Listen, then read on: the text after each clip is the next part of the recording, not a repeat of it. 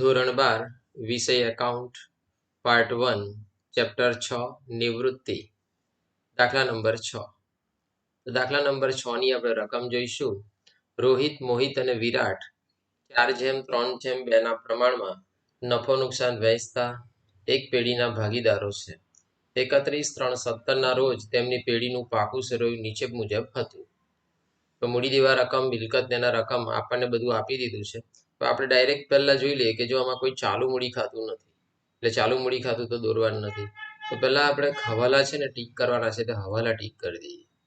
જો જમીન મકાનની આમાં છે ને, જો રોહિત નિવૃત્ત થાય છે તો યાદ રાખજો કે રોહિત નિવૃત્ત થાય એટલે પહેલો જાય છે. યાદ રાખજો ધંધામાંથી આ 2 રહે છે. પહેલું પ્રમાણ નીકળી જાય, સમજો આમ જોવા જાય તો 3:2 રહે. બરાબર. અહીંયા આગળ દાખલામાં 9 પ્રમાણ બી આપેલું છે. તો દાખલામાં 9 પ્રમાણ આપ્યું છે એટલે અવશ્ય તમારે લાભ શોધવો પડે. આ ચેપ્ટરમાં લાભ શોધવાનો, નિવૃત્તિ ચેપ્ટરમાં, અને પ્રવેશ ચેપ્ટરમાં ત્યાગ શોધવો પડે. 9 પ્રમાણ આપેલું હોય ત્યારે. ચલો, જમીન મકાનની કિંમત 1,80,000 ગણવી. તો જમીન મકાનની કિંમત 1,80,000 ગણવી. તો જમીન મકાન પર ટીક કરું છું. યંત્રની કિંમત 15,000 થી ઘટાડવી. તો યંત્ર પર ટીક કરું છું. પછી દેવાદારો પર 10% ઘાલતા અનામત રાખવી. તો દેવાદારો પર ટીક કરું છું. આગળ વધુ, લેણદારો પૈકી 5,000 ચૂકવવા પડશે નહીં. તો લેણદારો પર ટીક કરીશ. પેઢીની પગડીનું મૂલ્ય 1,80,000. આ ક્યાંય ટીક કરવાનું હોતું નથી. મોહિત અને વિરાટ નવું નફા નુકસાન, મેં તમને આગળ બી બોલ્યો કે નવું નફા નુકસાનનું પ્રમાણ આપ્યું હોય ત્યારે તમારે લાભ શોધવો પડે અને લાભના પ્રમાણમાં પાઘડી તમારે વહેંચવી પડે. બરાબર છે. રોહિતને 20,000 તરત જ ચૂકવવા અને બાકીની રકમ લોન તરીકે રાખવી. તો અત્યારે હાલમાં તમારે યાદ રાખવાનું કે હવે તો રોહિતને ડાયરેક્ટ આપવાના છે પૈસા, એટલે ક્યાં ટીક કરવાનું હોતું નથી. તો આપણે ખાતા તો એ જ દોરવાના. જો પુનઃ મૂલ્યાંકન ખાતું, મૂડી ખાતું, રોકડ બેંક ખાતું અને પાકું સરવૈયું. જો પાકું સરવૈયું, આટલા ખાના આપણે દોરવાના છે, તો દોરેલા છે. તો શરૂઆત કરીએ તો પહેલેથી વાંચી અને લખવાની. તો પહેલું જ છે મૂડી ખાતા. તો બોલો મૂડી છે, મૂડી ક્યાં લખાય? તો કે મૂડી ખાતાની જમા બાજુ બાકી આગળ લાવ્યા. તો રકમ આપી છે એમની 1,60,000, 96,000 ને 80,000. 1,60,000, 96 અને 80. 1,60,000, 96 અને 80 લખું છું. 1,60,000, 96,000 અને 80,000. તો મૂડી ક્યાં લખાય? તો કે મૂડી ખાતાની જમા બાજુ શબ્દ શું લખાય? તો કે બાકી આગળ લાવ્યા. તો મૂડી લખી કાઢી મેં અહીંયા. આપણે મૂડી ખાતાની જમા બાજુ લખી કાઢી, બાકી આગળ લાવ્યા. હવે આપણે આગળ છે અનામત ભંડોળ. તો અનામત ભંડોળ આપણને 45,000 રૂપિયા આપ્યું છે. તો અનામત ભંડોળ 45,000 રૂપિયા આપેલું છે. હવે શું કે આ 45,000 મૂડી ખાતાની જમા બાજુ વહેંચવાના. પણ કયા પ્રમાણમાં? તો કે આ 4:3:2 ના પ્રમાણમાં. તો જો એની ગણતરી બતાવી દો તમને પહેલા. તો જો અનામત ભંડોળ 45,000 આપેલું છે, નફા નુકસાનનું પ્રમાણ 4:3:2. તો આનું ટોટલ કરીએ તો 4 ને 3 7 ને 2 કેટલું થાય? 9. તો રોહિતના ભાગે કેટલા રૂપિયા આવશે? મોહિતના ભાગે કેટલા આવશે? અને વિરાટના ભાગે કેટલા આવશે? તો આ 45,000 ને વેચવાનું. તો દરેક જગ્યાએ મેં 45 લખી કાઢ્યું છે. તો 45,000 ગુણ્યા કેટલું છે અહીં આગળ રોહિતનું? 4. તો 4/9. 45,000 ગુણ્યા અહીં કેટલું છે બીજાનું? 3. તો 3/9. અને 45,000 ગુણ્યા 2/9. તો આપણે આ બધાનું વેચવાનું. તો કેટલા પૈસા આવે છે તો જોવાનું. તો 45,000 ગુણ્યા 4 ભાગ્યા 9. તો પહેલા રોહિતને 20,000 રૂપિયા અનામત ભંડોળમાંથી મળે છે. પછી 45,000 ગુણ્યા 3/9. તો 15,000 રૂપિયા મળે છે. અને 45,000 ગુણ્યા 2/9. તો 10,000 રૂપિયા મળે છે. તો આ જે પૈસા મળ્યા 20,000, 15,000 ને 10,000 એ ક્યાં લખવાના? તો કે મૂડી ખાતાની જમા બાજુ. 20,000, 15,000 ને 10,000. 20, 15 ને 10 એ લખી દઉં છું. 20,000, 15,000 અને 10,000. અનામત ભંડોળ એ લખી દઉં છું અનામત ભંડોળ ખાતે મૂડી ખાતાની જમા બાજુ વહેંચવાનું. ચાલો, જેવી રીતના આપણે અનામત ભંડોળ વહેંચી નાખ્યું 45,000 ને 4:3:2 ના પ્રમાણમાં મૂડી ખાતાની જમા બાજુ, એ જ રીતના આપણે કામદાર વળતર અનામત છે એની પર કોઈ જ હવાલો નથી, તો આ બધા જ રૂપિયા ભાગીદારોના કહેવાય. તો કામદાર વળતર અનામત અહીં આગળ 13,500 આપેલું છે, તે પણ મૂડી ખાતાની જમા બાજુ વહેંચવાનું. અને પ્રમાણ કયું? 4:3:2. આ જ પ્રમાણમાં 13,500 ને વહેંચવાના છે. તો ચાલો એની પણ ગણતરી સમજાવી દઉં તમને. જોઈ શકો, પહેલા કામદાર વળતર અનામત 13,500 રૂપિયા છે, આપણને આ વહેંચવાના છે. પ્રમાણ કયું છે? તો કે 4:3:2. આ નફા નુકસાનનું પ્રમાણ છે, જૂનું પ્રમાણ. ટોટલ 9. તો આપણે આ જ પ્રમાણમાં જેવી રીતના વેચ્યા છે અનામત ભંડોળને, એ જ રીતના આપણે કામદાર વળતર અનામતને પણ વેચવાના છે. તો રોહિત 13,500 છે, તો 13,500 ગુણ્યા 4 ભાગ્યા 9. તો જે પૈસા આવે તે લખવાના, તો લખું છું 13,500 ગુણ્યા 4 ભાગ્યા 9. 6,000 રૂપિયા આવે છે.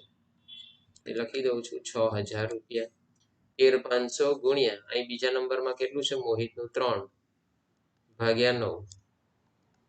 તો 13,500 ગુણ્યા 3 ભાગ્યા 9, તો 4,500 રૂપિયા આવે છે. અને 13,500 ગુણ્યા છેલ્લું પ્રમાણ 2/9 છે, તે લખું છું 2/9. તો 13,500 ગુણ્યા 2 ભાગ્યા 9, તો 3,000 રૂપિયા આવે. તો 6,000, 4,500 અને 3,000 કામદાર વળતર અનામત મૂડી ખાતાની જમા બાજુ. 6,000, 4,500 અને 3,000. 6,000, 4,500 અને 3,000 તે લખવાના છે. 6,000, 4,500 અને 3,000 કામદાર વળતર અનામત.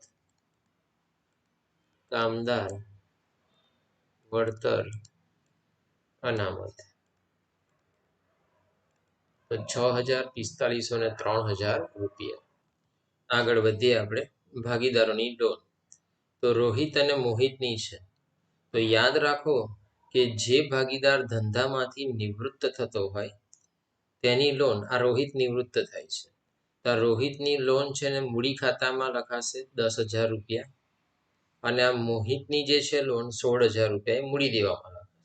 યાદ રાખો, જે ભાગીદાર નિવૃત્ત થતો હોય, હવે એની લોન મૂડી ખાતાની જમા બાજુ. તો લખું છું પેલા રોહિત 10,000 રૂપિયા લોનના છે, રોહિતના 10,000 રૂપિયા લોનના છે, તો મૂડી ખાતાની જમા બાજુ રોહિતના ખાનામાં 10,000 રૂપિયા.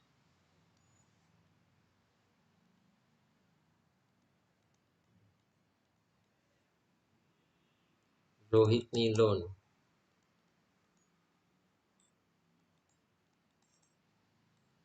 10,000 રૂપિયા. જે ભાગીદાર ધંધામાંથી નિવૃત્ત થાય છે તેની લોન મૂડી ખાતામાં જમા બાજુ લખવાની. અને આપણે બીજી લોન જે છે મોહિતની 16,000 રૂપિયા અંદર આપેલા છે. મોહિત 16,000 રૂપિયા, તો એ 16,000 રૂપિયા મૂડી દેવામાં લખવાના તમારે. તો આ મૂડી દેવામાં 3 એક લીટી છોડીને લખું છું મોહિતની લોન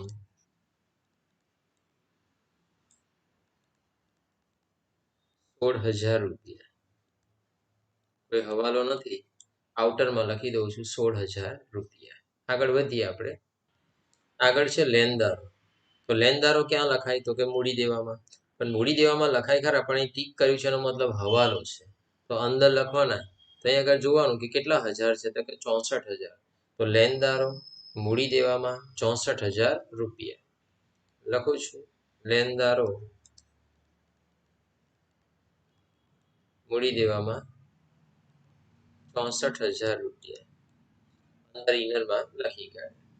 ફરી એકવાર રિપીટ કરી લઈએ. મૂડી દેવા સાઈડ આખી શાંતિથી હું બોલીશ, તમારે સાથે પ્રશ્ન પૂછું, તમારે જવાબ બી હું બોલીશ, તમારે પણ સાથે બોલવાનું. બોલો ચાલો. મૂડી ક્યાં લખાય? તો કે મૂડી ખાતાની જમા બાજુ બાકી આગળ લાવ્યા. અનામત ભંડોળ ક્યાં લખાય? તો કે મૂડી ખાતાની જમા બાજુ વહેંચવાના. તો આ 45,000 રૂપિયા છે તેને 4:3:2 ના પ્રમાણમાં મૂડી ખાતાની જમા બાજુ વહેંચી નાખવાના. કામદાર વળતર અનામત 13,500 ક્યાં લખાય? તો કે એ પણ મૂડી ખાતાની જમા બાજુ વેચવાના 4:3:2 ના પ્રમાણમાં. ચલો ભાગીદારની લોન. તો રોહિત નિવૃત્ત થાય છે, તો જે ભાગીદાર નિવૃત્ત થતો હોય તેની લોન મૂડી ખાતાની જમા બાજુ એના જ ખાનામાં, અને જે ભાગીદાર નિવૃત્ત નથી થતો એ દેવા તરીકે મૂડી દેવામાં બતાવે, તો મોહિતની મૂડી દેવામાં. અને લેનદારો ક્યાં લખાય? તો કે લેનદારો મૂડી દેવામાં ઇનર કોલમ. તો મૂડી દેવા સાઈડ આપણે પૂરેપૂરી કમ્પ્લીટ કરી લીધી. દરેક સ્ટુડન્ટને ખ્યાલ આવી જ ગયો હશે.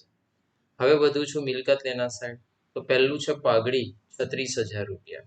તો પાઘડી મિલકત લેના એટલે ઉધાર સાઈડ કહેવાય. તો પાઘડી ઉધાર છે ને તો જમા કરી દેવાની, માંડી વળવી પડે. તો 3 ભાગીદાર રોહિત, મોહિત અને વિરાટ. તો એની આમ નોંધ કરવી તો કેવી થાય? તો કે રોહિતની મૂડી ખાતે ઉધાર, મોહિતની મૂડી ખાતે ઉધાર, વિરાટની મૂડી ખાતે ઉધાર, તે પાઘડી ખાતે જમા 36,000 રૂપિયા. તો તમે આ રીતે એની આમ નોંધ લખવી હોય તો લખી શકો. તો પાઘડી 36,000 રૂપિયા છે. નફા નુકસાનનું પ્રમાણ 4:3:2 છે. તો યાદ રાખો કે પ્રવેશ ચેપ્ટર હોય કે નિવૃત્તિ ચેપ્ટર હોય, પેલા પ્રવેશમાં 2ની મૂડી ખાતે ઉધાર થતું હતું અને પાઘડી ખાતે જમા. નિવૃત્તિમાં 3 ભાગીદાર છે તો 3ની મૂડી ખાતે ઉધાર તે પાઘડી ખાતે જમા. બાકી પ્રવેશ ચેપ્ટર અને નિવૃત્તિ ચેપ્ટરની અંદર સેમ આમ નોંધ રહી છે કે પાઘડી માંડી વળવાની, પાઘડી ખાતે જમા થઈ જાય, અને ભાગીદારો જૂના જેટલા હોય એટલા ખાતે ઉધાર કરવાનો. અહીં 3 ભાગીદાર છે તો ત્રણેયની મૂડી ખાતે ઉધાર તે પાઘડી ખાતે જમા. તો 36,000 રૂપિયા છે તો પહેલા અહીં 36,000 રૂપિયા જમા કરી દેવાના. હવે 36,000 રૂપિયાને વેચવાના. તો કેલ્સી પર ગણતરી કે 36,000 ગુણ્યા અહીં કેટલા છે 4. તો કેલ્સી પર ડાયરેક્ટ કરું છું. 36,000 ગુણ્યા 4, 4 ને 3 7 ને 2 ટોટલ કેટલું થાય 9. તો 4/9, તો 16,000 રૂપિયા આવે છે. અહીં લખું છું 16,000 રૂપિયા.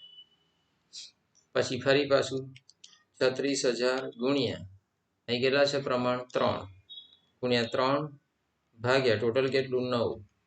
તો કેટલા આવશે 12,000.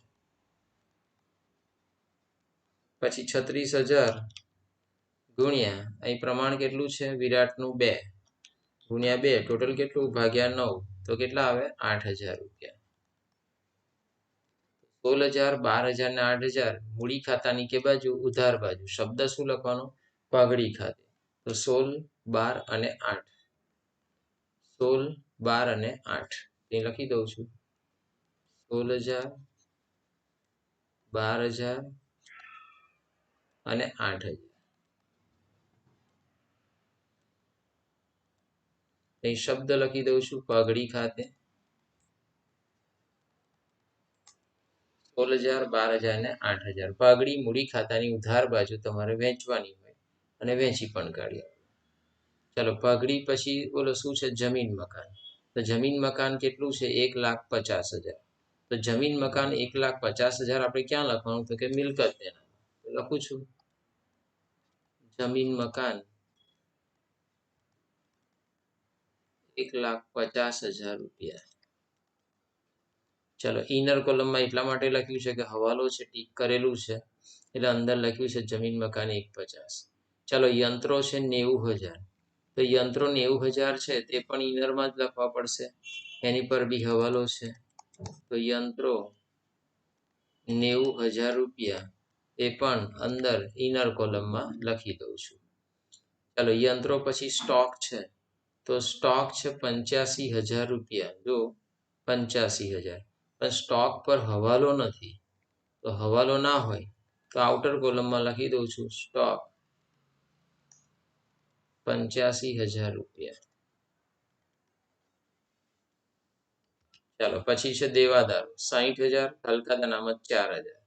તો 60,000 અને 4,000, 60 અને 4 લખી દઉં છું. દેવાદારો 60,000 માઇનસ હલકા અનામત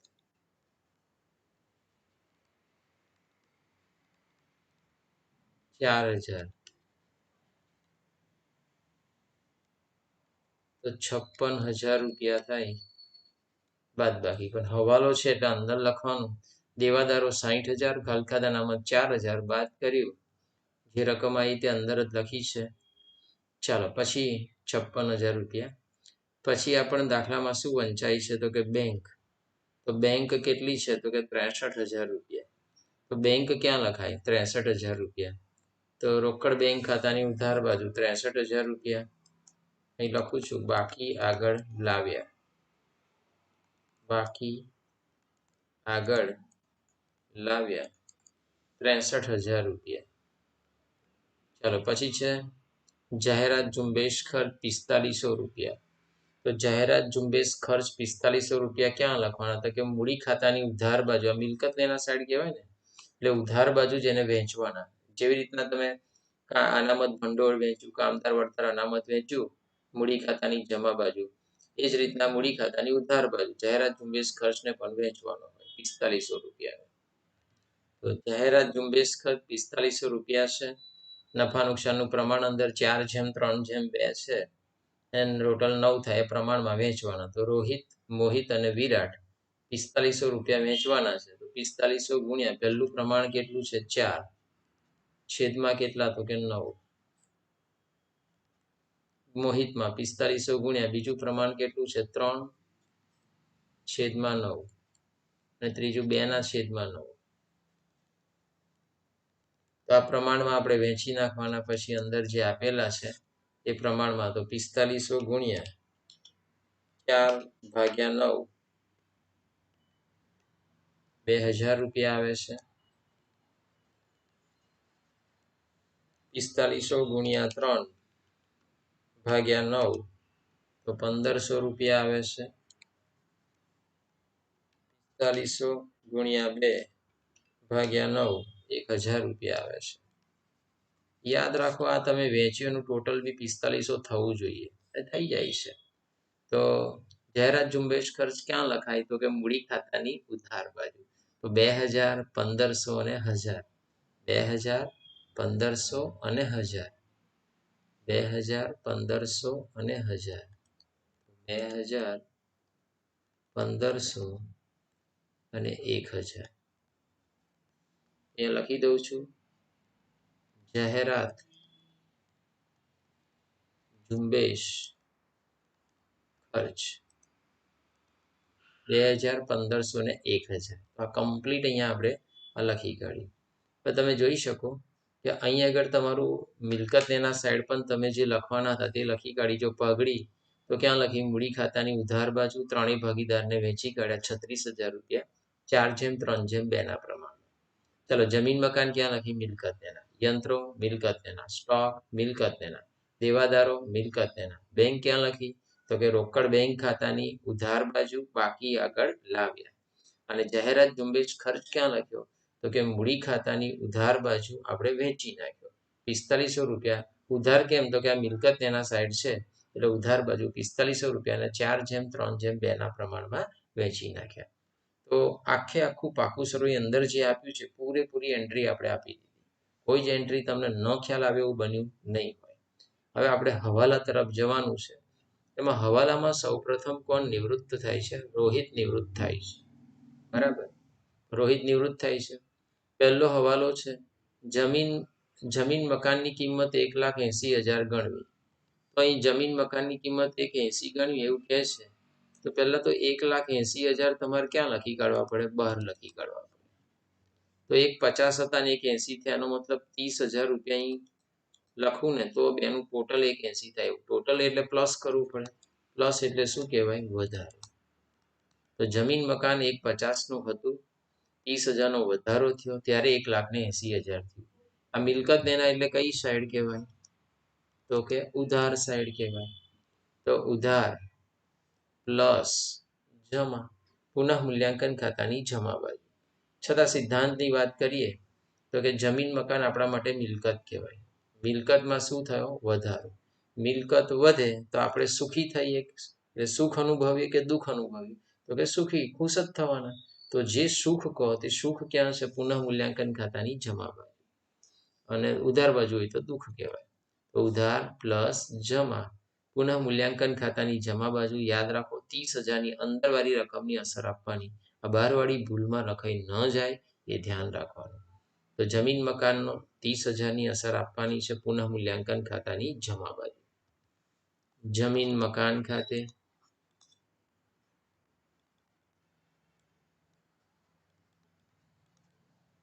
30,000 રૂપિયા. તો આ 30,000ની આપણે અસર આપી દીધી. આગળ જઈએ દાખલામાં શું કહે છે, યંત્રની કિંમત, બીજો હવાલો, યંત્રની કિંમત 15,000 રૂપિયાથી ઘટાડવી. તો યંત્રમાં 15,000થી ઘટાડી ઘટાડો શબ્દ લખવાનો, અને 15,000 રૂપિયાથી જ ઘટાડી એવું કહે છે તો 15,000 રૂપિયા શું કરી નાખવાના, માઇનસ કરવાના. 90,000માંથી 15,000 માઇનસ કરશો તો 75,000 રૂપિયા બાદ બાકી આવશે. 75,000, 75,000 રૂપિયા. તો હવે બીજી અસર તો આપવી પડે. તો બોલો આ ઉધાર છે અને શું કર્યું છે, માઇનસ. બોલો ઉધાર માઇનસ ઉધાર.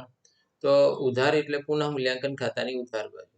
બીજી ભાષાની વાત કરું તો યંત્રો મિલકત કહેવાય. મિલકતમાં શું થયો, ઘટાડો. તમારી કોઈ પણ મિલકતમાં ઘટાડો થાય તો તમને શું થાય, તો કે દુઃખ થાય. દુઃખ ક્યાં પડ્યું છે, કે પુનઃ મૂલ્યાંકન ખાતાની ઉધાર બાજુ. તો પુનઃ મૂલ્યાંકન ખાતાની ઉધાર બાજુ એવી રીતે પણ અસર આપી શકો, અથવા ઉધાર માઇનસ ઉધાર, તો આ રીતે પણ આપી શકો. પણ યાદ રાખો, અંદરવાળી રકમની અસર આપવાની છે. 15,000, 75ની અસર ના અપાઈ જાય એ ધ્યાન રાખવાનું. 15,000 રૂપિયા યંત્રો ખાતે પુનઃ મૂલ્યાંકન ખાતામાં. અહીંયા લખું છું 15,000 રૂપિયા યંત્રો ખાતે 15,000 રૂપિયા. ચાલો પછી છે ત્રીજો હવાલો, દેવાદારો પર 10% ઘાલખાદ અનામત રાખવી. તો અહીં દેવાદારો આપણે છે ને 60,000 રૂપિયા આપેલા છે. તો 60,000ના 10% 6,000 થાય, પણ 4,000 તો બાદ થઈ ગયા છે. તો બાકી કેટલા રહ્યા, તો કે 2,000. તો એ આગળ લખું છું ઘાલખાદ અનામત, આ હવાલાની કહેવાય. તો ખ્યાલ આવી ગયો હશે. ફરી એકવાર 60,000ના 10%, 56,000ના નહીં કરવાના, 60,000ના 10% 6,000. કોઈ ડાયરેક્ટ 6,000 બાદ કરીને બહાર 56 લખી દેશો તોય ચાલશે, પણ આ એટલા માટે આ રીતના લખું છું તે પણ સમજાવું. 60,000ના 10% 6,000, તો 4,000 બાદ કરી દીધા તો બાકી કેટલા રહ્યા, 2,000. તો 56માંથી 2 જાય તો 54,000. કોઈને એવો વિચાર આવે કે 60,000ના 10% હું ડાયરેક્ટ 6,000 લખી દઉં તો બહાર 54,000 જ આવવાના છે ને, તો મને કોઈ વાંધો નથી, બરાબર જ છે. પણ પ્રશ્ન શું છે કે જ્યારે બીજી અસર આપવાની થશે ને, તો કે ઉધાર માઇનસ ઉધાર, તો તમે પુનઃ મૂલ્યાંકન ખાતાની ઉધાર બાજુ અસર આપવાની છે. એ વખત તમે અહીં આગળ 6 માઇનસ કર્યા હશે ને, તમે 6,000 ત્યાં લખી દેશો, એ ભૂલ થવાની શક્યતા વધી જશે. એટલે હું આ રીતના અલગથી લખું છું. 4,000 કાચા સર્વેના જે અંદર આપ્યા છે તે જુદા, આ 2,000 હવાલા. તો આપણે હવાલાની જ અસર બીજી આપવાની હોય, એટલે ઉધાર માઇનસ ઉધાર, તો 2,000ની અસર આપવાની. ઘાલખાદ અનામત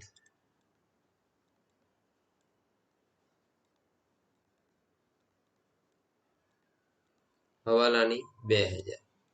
4,000 બીજી છે અસર હતી ઉપરથી, તો કાચા સરાની એની માત્ર એક જ અસર આપે, એની બીજી અસર ના અપાય. ચાલો અહીંયા આગળ દેવાદારોનું કામ પૂરું થયું. ચોથો હવાલો છે, લેણદારો પૈકી 5,000 ચૂકવવા પડશે નહીં. તો લેણદારો પૈકી 5,000 ચૂકવવા પડશે નહીં, તો લેણદારો શું કહેવાય, દેવું કહેવાય. દેવું ક્યાં હોય, મૂડી દેવામાં. તો ચૂકવવું નહીં પડે એટલે લેણદારોમાં શું થયું, તો કે દેવામાં ઘટાડો થયો. તો 5,000 રૂપિયા માઇનસ કરી દેવાના લેણદારોમાંથી.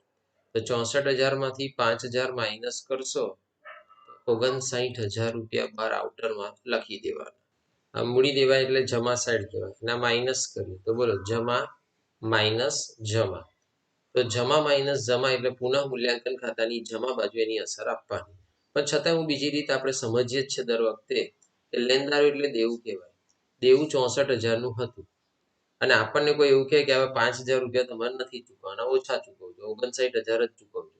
તો મને કોઈને આપણે 64,000 ચૂકવાના અને 5,000 ઓછા ચૂકવાના થાય તો આપણે શું થઈએ, દુઃખી થઈએ? તો કે ના, સુખી થઈએ. સુખ ક્યાં છે, તો કે પુનઃ મૂલ્યાંકન ખાતાની જમા બાજુ. તો પુનઃ મૂલ્યાંકન ખાતાની જમા બાજુ 5,000 રૂપિયા, અહીં શબ્દ લખી દેવાનો, લેણદારો ખાતે 5,000 રૂપિયા. તો લેણદારો ખાતે 5,000 રૂપિયા અહીં આગળ મેં લખી ગયા. ચાલો પાંચમો હવાલો છે, પેઢીની પાઘડીનું મૂલ્ય 1,80,000 આંકવું. પાઘડી અહીં આગળ 1,80,000 રૂપિયા આપેલી છે 5મા હવાલામાં. હવે 1,80,000 જે પાઘડી છે તો એની અંદર તમારે પહેલા રોહિત નિવૃત્ત થાય છે તેના ભાગની પાઘડી શોધવી પડે. અને એના ભાગની પાઘડી જે હોય તે જૂના ભાગીદારો જે અંદર રહે છે ધંધામાં એમને લાભના પ્રમાણમાં આપણે આપવી પડે. તો અત્યારે હાલમાં પહેલા સૌ પ્રથમ તમારે લાભનું પ્રમાણ શોધવું પડે. આપણે લાભનું પ્રમાણ શોધવા માટે જૂનું પ્રમાણ જોઈએ અને નવું પ્રમાણ. તો નવું પ્રમાણ તો અહીં આપેલું જ છે, જો છઠ્ઠા હવાલામાં 2:1 અને જૂનું પ્રમાણ બી અહીં આપેલું જ છે 4:3:2. આપણે આ બધી જ ગણતરી અહીં આગળ એને પાઘડી 1,80,000 આપેલી છે. જોઈ શકો પહેલા જો પાઘડી 1,80,000, જૂનું પ્રમાણ આપ્યું છે 4:3:2, ટોટલ 9 થાય. જૂનું પ્રમાણ રોહિત, મોહિત ને વિરાટ 4:3:2, ટોટલ 9. નવું પ્રમાણ 2:1 આપેલું છે. હવે આપણે પહેલા લાભની ગણતરી કરીએ. લાભની ગણતરી, આ લાભની ગણતરી કેમ કરવાની? તો કે જે ભાગીદાર ધંધામાંથી જાય છે એના ભાગની જે પાઘડી છે એ લાભના પ્રમાણમાં વહેંચવાની હોય. તો લાભનું પ્રમાણ જોઈએ. એ લાભનું પ્રમાણ બી કેમ શોધવાનું છે અત્યારે હાલમાં? આ નવું પ્રમાણ આપ્યું છે એટલે. જો દાખલામાં નવું પ્રમાણ આપેલું ના હોય તો હું શું કરત ખબર છે? આ રોહિત જાય છે તને કેન્સલ કરી અને 3:2 એ જ તમારું લાભનું પ્રમાણ, નવું પ્રમાણ, બંને આ જ રોલ બતાવે. આ 3:2 જે છે ને તે નવું પ્રમાણ બી એ જ હોત, લાભનું પ્રમાણ બી એ જ હોત. પણ ક્યારે? આ નવું પ્રમાણ આપ્યું ના હોત ત્યારે. પણ અહીં આપેલું છે તો તમારે લાભ શોધવો જ પડશે. તો લાભની ગણતરી કરવી પડશે. તો લાભની ગણતરી માટે સૂત્ર શું છે? તો કે નવો ભાગ માઇનસ જૂનો ભાગ. નવા ભાગમાંથી જૂનો ભાગ તમારે માઇનસ કરવાનો. તો પહેલા તો મોહિતનું શોધવાનું, કારણ કે રોહિત તો ધંધામાંથી જાય છે. મોહિત નો લાભ બરાબર નવો ભાગ. તો નવું પ્રમાણ એનું 2/3 કેટલું છે? 3. એ લખું છું 2/3 માઇનસ જૂનું ભાગ પ્રમાણ મોહિતનું કેટલું છે? 3/9. અહીંયા આગળ જ હું ગણતરી કરી દઉં છું. તો બોલો આમ ક્રોસ ગુણાકાર કરાય આમ. બોલો 9 × 2 = 18 માઇનસ આમાં ગુણાકાર 3 × 9. નીચેનો ગુણાકાર 9 × 27. 18 માંથી 9 જાય તો 9. 9/27. હું અત્યારે હાલમાં એવું ને એવું રહેવા દઉં છું. વિરાટનો લાભ શોધું છું.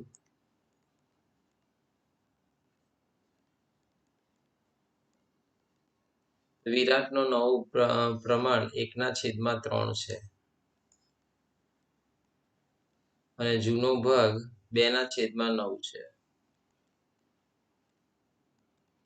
ક્રોસ ગુણાકારનો બી 9 × 1 = 9 માઇનસ આમ 3 × 2 = 6 અને 9/27. 9 માંથી 6 જાય તો 3. 3/27. આમ 9/27 અને 3/27 એવું આવે છે. આમ પ્રમાણ જોઈએ તો 9:3 એવું કહી શકાય. તો આપણે એને હલકા કરી શકીએ કે 3 × 9 = 3 × 1 = 3. તો આ 3 ઉડી જાય તો અહીં 3 વધે છે ને 1 વધે છે. તો 3:1 આ લાભનું પ્રમાણ મળ્યું. પાઘડી જે વહેંચવાની થશે તો 3:1 પ્રમાણમાં વહેંચવાની થશે. ફરી એકવાર કીધું, આખા પેજ પર જે આ ગણતરી કરેલી છે શેના માટે કરી છે? તો કે પાઘડી, આ રોહિતના ભાગની જે પાઘડી આવશે, આ ટોટલ પાઘડી 1,80,000 છે. એમાં રોહિતનો ભાગ 4/9 છે. તો એ જે પાઘડી આપણે શોધી લાવીશું એ 3:1 પ્રમાણમાં વહેંચવાની છે. તો પહેલા રોહિતના ભાગની પાઘડી પણ આપણે શોધી નાખીએ. તો લખું છું રોહિતના ભાગની પાઘડી.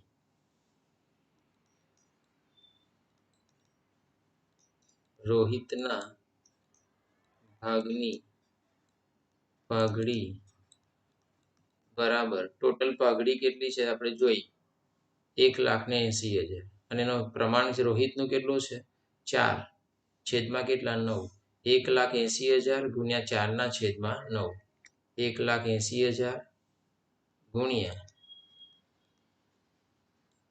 4 છેદમાં 9 તમારે અહીં જોવાનું કે એની પાઘડી કેટલી આવે છે 1,80,000 ગુણ્યા 4 ભાગ્યા 9 80,000 રૂપિયા પાઘડી આવે છે આ 80,000 રૂપિયા જે આયા રોહિતના ભાગની પાઘડી એ તમે આ જે પ્રમાણ શોધ્યું ને આ લાભનું પ્રમાણ 3/1 એ પ્રમાણમાં તમારે વહેંચવાની છે તો જો અહીં વહેંચીએ યાદ રાખો કે જ્યારે પાઘડીની ગણતરી આમ નોંધ લખવાની હોય તો શું થાય કે આ ચેપ્ટરમાં નિવૃત્તિ ચેપ્ટરમાં જે ભાગીદાર જતો હોય એની મૂડી ખાતે જમા થાય તો ધંધામાંથી કોણ જાય છે રોહિત તો રોહિતની મૂડી ખાતે જમા થશે તો લખું છું તે રોહિતની મૂડી ખાતે જમા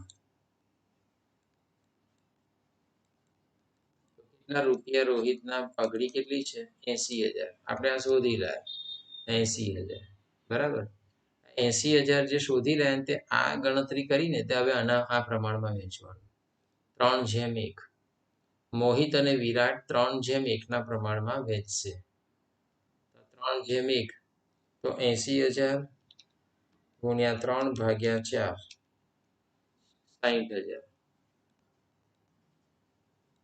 અને 80,000 ગુણ્યા 1/4 20,000 કોઈને ખ્યાલ ન આવતો હોય તો બરાબર ધ્યાનથી સમજજો અને જો ફરી એકવાર લખીને બતાવું કે 3/1 આ લાભનું પ્રમાણ છે ટોટલ કેટલું થાય 4 તો 80,000 ને વેચવા હોય 80,000 ગુણ્યા આ 3 છે તો 3 છેદમાં 4 તો રકમ આવશે 60,000 એ મોહિતની એટલે વિરાટની 80,000 ગુણ્યા 1 છેદમાં 4 આવશે 20,000 આ રોહિત હાથ લખ્યું તો હવે કોણ કોણ રહે છે મોહિત અને વિરાટ તો એ લખું છું મોહિતની મૂડી ખાતે ઉધાર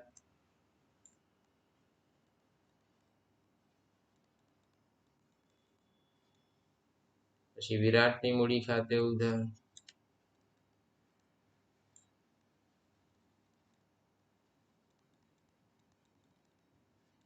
એ રોહિતની મૂડી ખાતે જમા બરાબર આ જ મુદ્દા બધાને તકલીફ પડતી હોય છે જ મુદ્દાને ફરી ફોકસ કરી લઈએ પહેલા તો આપણે એક વસ્તુ નક્કી છે કે પહેલા તો દાખલામાં આ વસ્તુ ગણતરી કરવાની કે રોહિતના ભાગની પાઘડી તો ટોટલ પાઘડી 1,80,000 છે અને એનો પ્રમાણ 4 છે પહેલો છે એટલે તો 4 છેદમાં 9 હતું એટલે એના ભાગની પાઘડી કેટલી આવી 80,000 યાદ રાખો કે એની આમનો જ શું થાય કે જે ભાગીદાર ધંધામાંથી જતો હોય તેની મૂડી ખાતે જમા તો રોહિતની મૂડી ખાતે જમા 80,000 પછી ઉધાર કોના ખાતે થાય તો કે જે લોકો લાભ કરતા હોય તેમની મૂડી ખાતે ઉધાર થાય તો એના માટે મારે લાભની ગણતરી કરવી પડે તો અમે આ લાભની ગણતરી કરી તો કે લાભનું ગણતરી માટે સૂત્ર શું તો કે 9 ભાગ માઇનસ જૂનો ભાગ તો 9 ભાગ અહીં જે 2/3 છે મોહિતનો અને જૂનો ભાગ 3/9 છે ગણતરી કરી 9 દુ 18 3 તારી 9 અને 9 તારી 27 તો 18 માંથી 9 જાય તો 9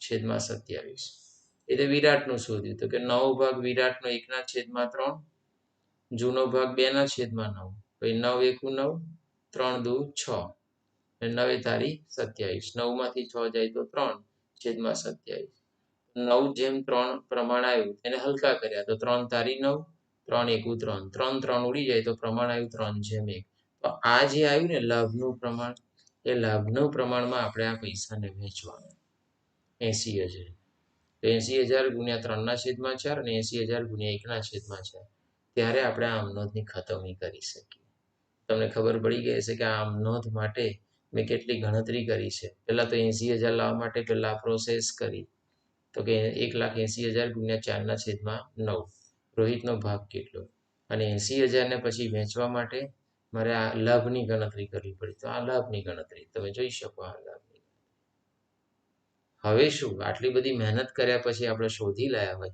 તો ખતવણી કરવાની તો રહી ના જ જવી જોઈએ તો આપણે ખતવણી કરીશું આપણે તો જો ખતવણી મોહિતની મૂડી ખાતે અને વિરાટની મૂડી ખાતે ઉધાર કહેતામાં પેન મૂડી ખાતાની કે બાજુ ઉધાર બાજુ પણ નામ કોનું લખવાનું? રોહિતનું. તો મૂડી ખાતાની ઉધાર બાજુ રોહિતનું નામ લખું છું. મૂડી ખાતાની ઉધાર બાજુ રોહિતનું નામ. મૂડી ખાતાની ઉધાર બાજુ રોહિતનું નામ. રોહિતની મૂડી ખાતે. તો રોહિતના ખાનામાં પૈસા ના આવે. તો આ લોકોના કેટલા કેટલા પૈસા છે તે જોઈ લો. મોહિતમાં 60,000 ને વિરાટમાં 20,000. તો 60,000 ને 20,000. 60,000 અને 20,000. તો ચાલો એક સાઈડ તો આપણે લખી કાઢ્યું આપણે કે મોહિતની મૂડી ખાતે ઉધાર. તો મૂડી ખાતે ઉધાર કહેતામાં ઉધાર બાજુ લખી કાઢી. મોહિતની અને વિરાટની મૂડી ખાતે ઉધાર કહેતામાં ઉધાર બાજુ નામ સામેવાળું રોહિતની મૂડી ખાતે અને 60,000 ને 20,000. અને પછી આગળ તો કે જે ભાગીદાર જાય છે રોહિત, તો રોહિતની મૂડી ખાતે જમા. તો જમા કહેતામાં પેન જમા બાજુ પણ નામ બે લખવાના.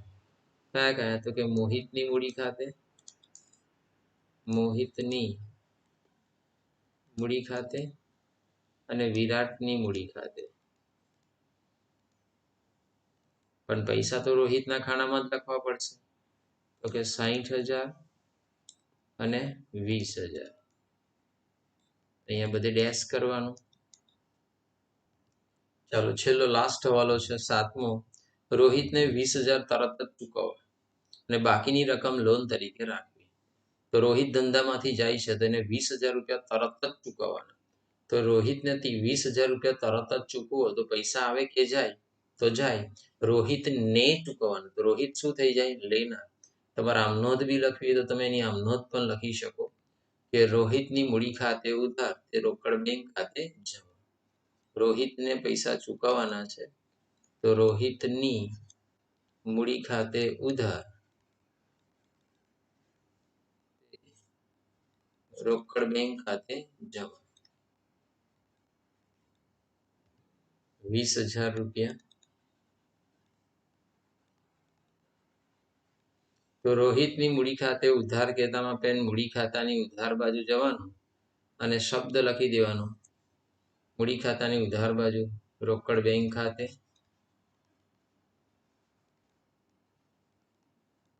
રોહિતના ખાનામાં 20,000 અને રોકડ બેંક ખાતે જમા કહેતામાં રોકડ બેંક ખાતાની જમા બાજુ રોહિતની મૂડી ખાતે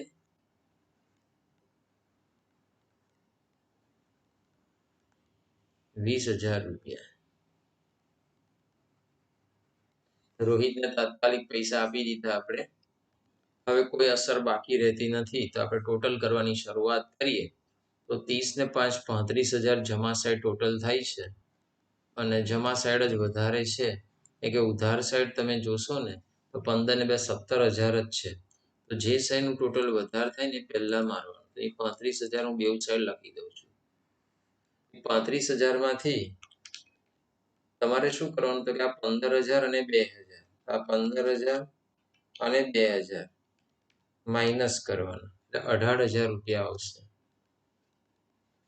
યાદ રાખો કે ઉધાર બાજુ ખૂટે તેને શું કહેવાય? તો કે નફો કહેવાય. ક્યાં લઈ જવાનું? તો કે મૂડી ખાતે લઈ જવાનું. કેટલા જણના? તો કે 3 જણના.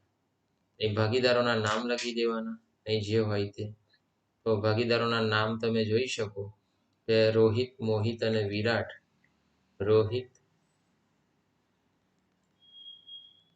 મોહિત અને વિરાટ 3 જણ છે તો 3 જણને વેચી દેવાના છે. પ્રમાણ 4:3:2 છે. 4:3:2. તો કેલ્સી પર ગણતરી ડાયરેક્ટ કરું છું. હવે ધ્યાન રાખજો કે 18,000 ગુણ્યા 18,000 રૂપિયાને વેચવાના છે. 18,000 ગુણ્યા એ પ્રમાણ કેટલું છે? રોહિતનું 4 ગુણ્યા 4 ભાગ્યા આનું ટોટલ કરવાનું. 4 ને 3 7 ને 2 9 ભાગ્યા 9 તો 8,000 રૂપિયા રોહિતને ભાગે આવશે નફો.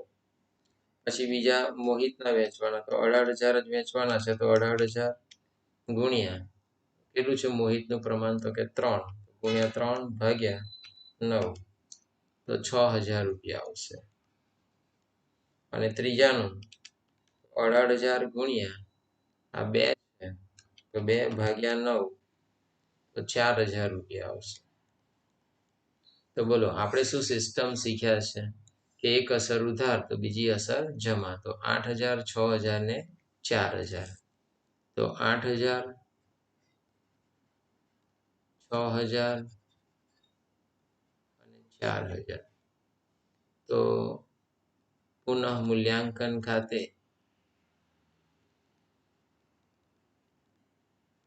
કૌંસમાં લખી દઉં છું નફો.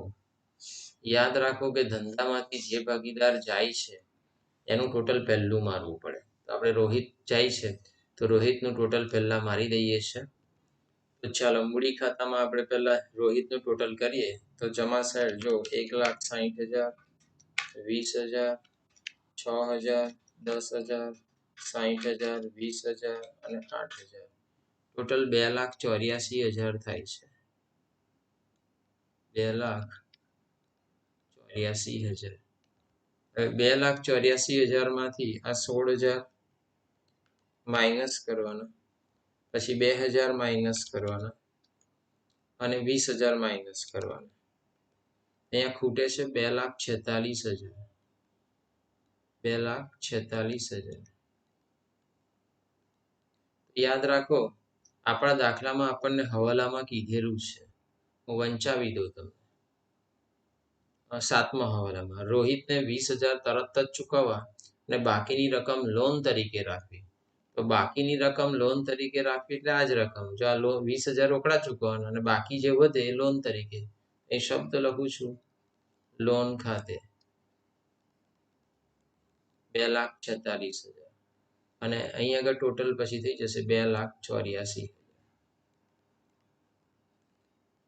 આ બે એક અસર ઉધાર તો બીજી અસર જમા. તો આ લોન મૂડી દેવામાં રોહિતની લોન 2,46,000.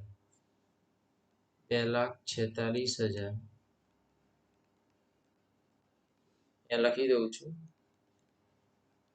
રોહિતની લોન. જે ભાગીદાર નિવૃત્ત થતો હોય તેની બાકી આગળ લઈ ગયા ના આવે એ લોન તરીકે પૈસા ખેંચવાના હોય. ચાલો આ મોહિતની આપણે જમા સાઈડનું ટોટલ કરીએ. તો અહીં 96 છે. જો અહીં 96 થતા જ નથી. તો જમા સાઈડનું ટોટલ વધારે થાય છે. નામે મૂડી ખાતું છે એટલે જમા સાઈડનું જ વધારે થાય. ચાલુ મૂડી ખાતું હોય તો બની શકે કે કદાચ ઉધાર બાજુનું પણ ટોટલ થઈ શકે વધારે. પણ અહીંયા તો મૂડી ખાતું છે 1,21,500 ટોટલ થાય છે. એમાંથી આ બધી રકમ માઇનસ કરવાની. તો પહેલું 12,000 માઇનસ કરું, પછી 1,500 માઇનસ કરું અને પછી 60,000 માઇનસ કરું. એ 48,000 ખૂટે છે. તો અહીં નીચેની લાઈનમાં લખવાનું 48,000 રૂપિયા. અહીં શબ્દ લખવાનો અહીં જે બી ખૂટે જે ભાગીદારો ધંધામાં રહે છે તેમની મૂડી લઈ જવાય રાખવાની હોય એટલે બાકી આગળ લઈ ગયા. અહીં પણ 1,21,500 તો લખી દઉં છું. લખી પણ કાઢ્યું. હવે ચાલો વિરાટમાં પણ તમે જો 20 ને 29,000 જ આશે ટોટલ થાય છે. અહીંયા જ 80,000 પહેલા છે તો જમા સાઈડ જ વધારે થાય છે. તો જમા સાઈડ પહેલા 80,000, પછી 10,000 વત્તા 3,000 વત્તા 4,000. 97,000 અહીં ટોટલ થાય છે વિરાટનું જમા સાઈડનું. અહીંયા પણ હું 97,000 ટોટલ લખી દઉં છું. 97,000 માંથી 1, 2 અને 3 રકમો માઇનસ કરવાની. તો પહેલા 8,000 માઇનસ કરું, પછી 1,000 અને પછી 20,000. તો 68,000 ખૂટે છે. આપણી સિસ્ટમ શું છે ઉધાર તો બીજી અસર જમા. તો 48,000 અને 68,000. 48 અને 68. 48 અને 68. અહીં આગળ લખી દેવાનું મૂડી. તો કોની કોની મૂડી પણ તો તે જોવાનું મોહિત અને વિરાટ. મોહિત અને વિરાટ. તો 48 અને 68 બેનો સરવાળો કરવાનો. 1,16,000 પછી એ 12 લખવાના હજુ તમે જોશો તો એક ખાતું આપણે બંધ કરવાનું બાકી રહી જાય છે, રોકડ બેંક ખાતું. ઉધાર સાઈડ 63,000 છે, જમા સાઈડ 20,000 છે. અહીં લખી દઉં છું 63,000 રૂપિયા. અહીંયા પણ લખી દઉં છું 63,000 રૂપિયા. 63,000 માંથી 20,000 માઇનસ કરું તો 43,000 રૂપિયા આવે છે. તો શબ્દ આવશે અહીં આગળ બાકી આગળ લઈ ગયા. બોલો, એક અસર જમા તો બીજી અસર ઉધાર. મિલકત તેનામાં 43,000 રૂપિયા લખવાના. રોકડ બેંક ખાતે 43,000. હવે મૂડી દેવા અને મિલકત તેનાનું આપણે ટોટલ કરીશું. તો મિલકત તેનાનું ટોટલ 4,37,000 થાય છે. આ બધું જ. એ જ રીતના મૂડી દેવામાં પણ આ ચારનું ટોટલ તમે કરશો તો 4,37,000 આવશે. તો બંને બાજુના ટોટલ સરખા થાય એટલે આપણો દાખલો પરફેક્ટ સાચો છે એવું કહી શકીએ આપણે. તો દરેક સ્ટુડન્ટને કમ્પ્લીટ ખ્યાલ આવતો હશે. મેં દરેકે દરેક એન્ટ્રી તમને કમ્પ્લીટ સમજાવીને લખીને પરફેક્ટ કરાવી છે. દરેકને સમજ પડી પણ ગઈ હશે. કદાચ કોઈ એન્ટ્રીમાં ખ્યાલ ઓછો આવ્યો હોય તો વિડીયો એક વખતની જગ્યાએ 2 વખત જોઈ લો, 3 વખત જોઈ લો, બરાબર. 100% તમને આવડી જ જશે. દરેક સ્ટુડન્ટને કમ્પ્લીટ ખ્યાલ આવી ગયો હશે એવી આશા રાખું છું. તો ઓલ સ્ટુડન્ટને મિતેશ ક્લાસીસ તરફથી થેન્ક યુ વેરી મચ.